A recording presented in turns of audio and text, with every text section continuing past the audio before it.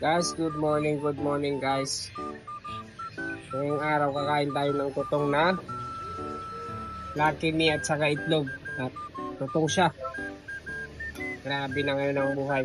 Sa hirap ng buhay ngayon guys. Kailangan natin magtipid. What? Lucky Me muna tayo. Sa panahon ngayon, hindi tayo pwedeng gastos na yan. Eh? Tigilan niya. Kailangan natin magtipid. Maraming bayarin ngayon. Hindi pwedeng pa-chill lang tayo. Hindi pwedeng gastos tayo ng gastos. Sa panahon ngayon, kailangan maging mautak ka. Wise. Ito basta-basta pwedeng padala sa emosyon mo yung mga ganyan-ganyan bagay na bili ka ng bili na hindi mo naman kailangan. Lula.